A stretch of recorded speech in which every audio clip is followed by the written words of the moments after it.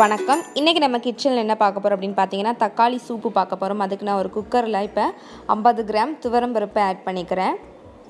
50 gram எடுத்துக்கோங்க. நான் 3 பெரிய வெங்காயத்தை கட் பண்ணி வச்சுருக்கேன். அடுத்து பழுத்த தக்காளியாக எடுத்துக்கோங்க. அது ஒரு 3 தக்காளி கட் பண்ணி வச்சுருக்கேன். அடுத்து 2 பச்சை மிளகாயை இந்த மாதிரி நீளமாக கட் பண்ணி வச்சுருக்கேன். இது எல்லாத்தையுமே நம்ம இப்போ ப்ரெஷர் குக்கரில் ஆட் பண்ணிடலாம். துவரம் பருப்பு கூட இப்போ நம்ம இது கூட 1 டீஸ்பூன் மஞ்சள்தூள் சேர்த்துக்கலாம்.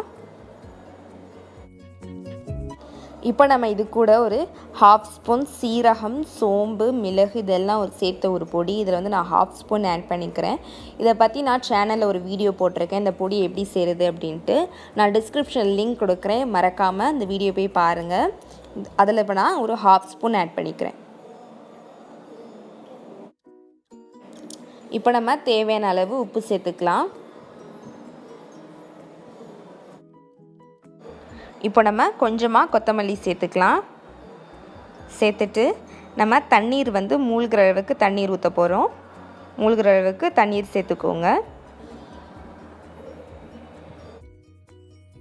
இப்போ நம்ம இதை மூடி ஒரு 4 விசில் வச்சுக்கலாம். கரெக்டாக 4 விசிலுக்கு அப்புறம் நம்ம இதை ஓப்பன் பண்ணலாம். இப்போது 4 விசில் வந்துடுச்சு. நான் ஓப்பன் பண்ணிட்டேன். ஓப்பன் பண்ண பிறகு இந்த மாதிரி பருப்பை மசிச்சு விடுங்க. பருப்பு ஏற்கனவே மசிச்சு தான் இருக்கும் விசில் வந்ததில். இருந்தாலும் நம்ம கரண்டியை வச்சு இந்த மாதிரி மசிச்சு. இப்போ நம்ம இதில் தாளித்து ஆட் பண்ணிக்கலாம். நான் தாளிச்சதில் என்ன போட்டிருக்கேன் அப்படின்னு பார்த்தீங்கன்னா, எண்ணெய் ஊற்றி ஒரு பட்டை, கருவேப்பிலை, சோம்பு சேர்த்துருக்கேன். இப்போ நம்ம இதில் ஆட் பண்ணலாம். இப்போ நம்ம இதை நல்லா மிக்ஸ் பண்ணிடுவோம்.